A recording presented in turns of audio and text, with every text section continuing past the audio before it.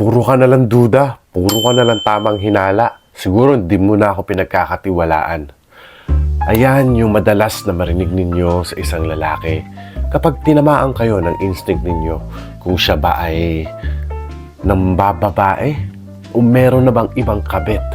Lalong-lalo na madalas nangyayari ito sa mga household na yung mag-partner ay magkasama sa isang bubong. So, ngayong araw na to, pag-uusapan natin at bibigyan ko kayo ng mga signs kung ang isang lalaki or yung partner mo na lalaki ay kung tumira nga ba ng ibang babae.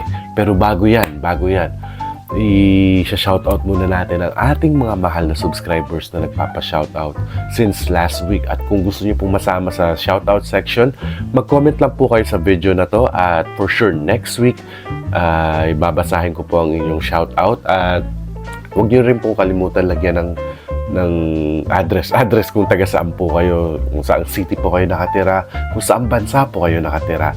So without no more further ado, ito ang ating mga mahal na subscribers. Ayan, unang-una, binabati natin sa Nifla Bayaan ng Qatar, si Rema Guerrero ng Hong Kong, yan, kay Loretta Perdizo ng Dubai, yan, Habibi, kay Laylaine Meliendez ng Abu Dhabi, kay Noe Lampayong ng Oman, kay Josie Rivera ng LA, yan, what's up from LA, yan, kay Divine 19 from Dubai, yan, suking-suki ito.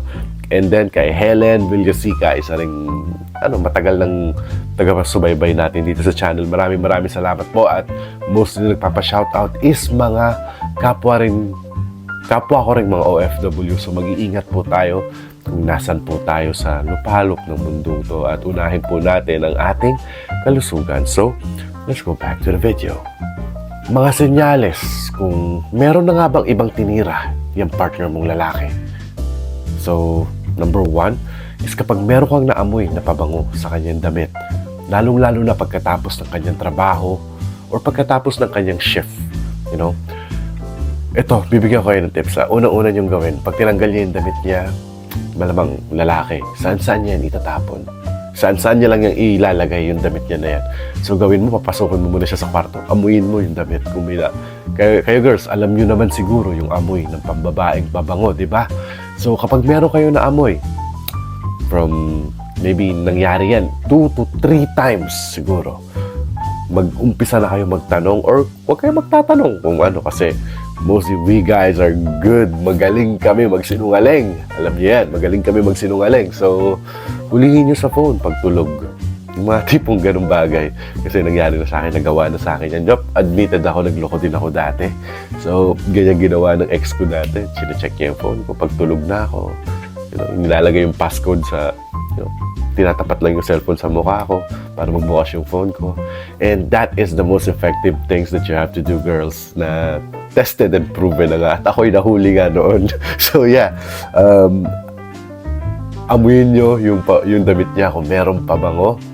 But kung isang beses mo lang naamoy ito, is that can be considerable. Sige, malay mo may mga nakabeso-beso lang sa trabaho niya or may mga nakalubilo lang if it's just one time. Pero kung madalas ito nangyayari, maghalongkat ka na. Signs na kung tumira siya ng ibang babae, number 2 is kapag wala na siyang gana sa kama.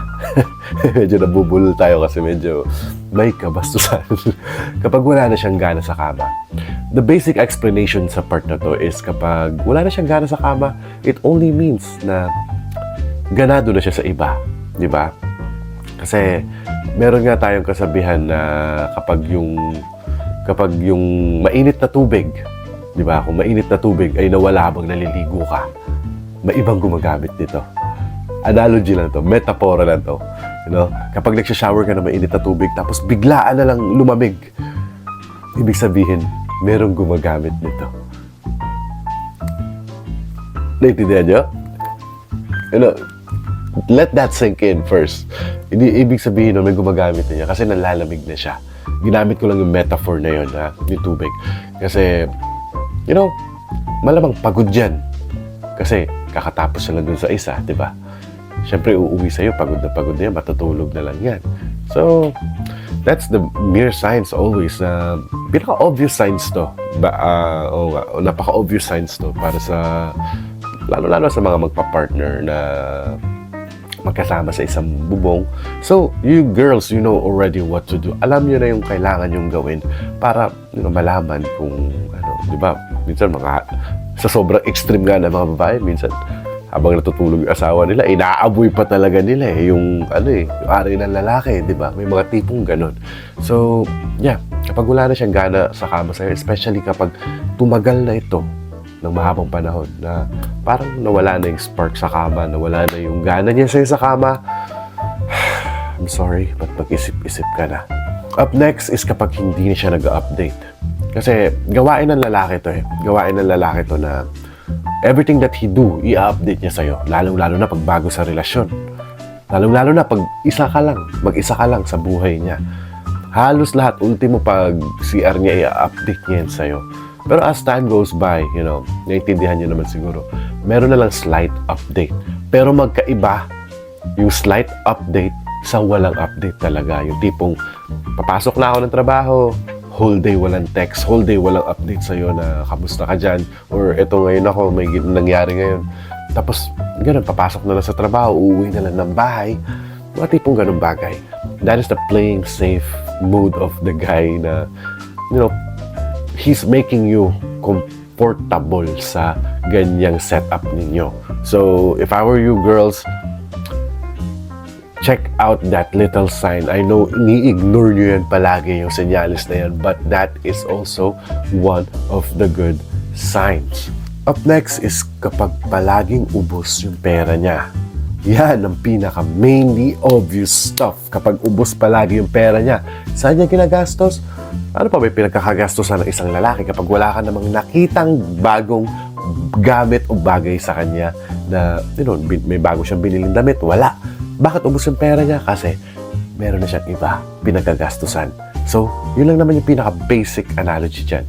So, kapag meron siyang pera na alam mo na sahod na niya, di ba? Sahod na niya. Kasi mostly naman na magpa-partner is hindi kinukuha ng babae yung pera. So, nasa lalaki lang yung pera palagi.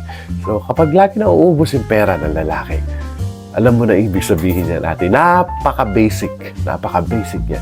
Kapag naubos yung pera, kapag wala naman siyang biniling bagong gamit, meron siyang tinira gamit ang kanyang racket. And last but not the least is kapag wala na siyang time sa'yo masyado. Gaya nga nasabi ko sa shower analogy. Shower analogy is like kapag hindi na mainit yung tubig, ibig sabihin merong ibang gumagamit niyan. May ibang gumagamit niyan. If you know what I mean. Kapag lumamig na yung tubig, kasi malamig na. So kapag wala na siyang time sa'yo, wala na siyang time para makipag-date sa'yo, hindi ka niya inaaya sa mga romantic dates, sa mga tipong ganun. O kahit maglakad-lakad man lang sa labas, bonding time together, kahit Sabado, dati wala naman siyang pasok na Sabado, Linggo, ngayon nagkaroon siya bigla ng pasok. Alam ko nangyayari sa inyo yan. So yeah, kapag yung mga ganyang bagay nangyayari na sa inyo, you just have to save yourself from that one as early as possible. Pero as I said, kapag isang beses lang naman ito nangyari, take as like i-consider nyo na lang kasi one time lang naman nangyari. Kapag lalo na signs lang naman to kapag isang beses lang siya, o sa araw mo lang naramdaman na wala na siyang time sa'yo, take consideration for that one. Pero kapag palagi na, pag inabot na ng buwan, 2 buwan, or almost 6 months na ganyan na siya, kalamig sa'yo. So, mag-isip-isip ka na. And at hindi ako manlalamig sa inyo hanggat nandito kayo nanonood sa videos ko. Nabubulol na naman ako. Kakagising ko lang kasi. So, do not forget to like this video, subscribe ang channel ko, at i-hit ninyo ang notification bell para dumami yung family natin dito sa YouTube. Maraming salamat sa 54,700 subscribers natin ngayon. At papalapit na tayo sa ating goal na 100,000. So, maraming salamat. Kung hindi dahil sa inyo, hindi ko maaabot yung ganito karami. So, i-share nyo to sa mga taong nangangailangan. People who needs advice. I-share nyo to sa kanila. Baka makatulong kung sakali at pasasalamatan nila kayo at pasasalamatan rin nila ako. And do not also forget to follow my Instagram. Ayan, na nag-iisang Instagram ko, wala nang iba. Yan, kung gusto niyo makita yung mga personal life ko, yung mga nagaganap dito sa akin sa South Korea, dito ko lahat halos ina-update sa Instagram ko. So maraming salamat. Ako nga po pala si Yuli at lagi tatandaan,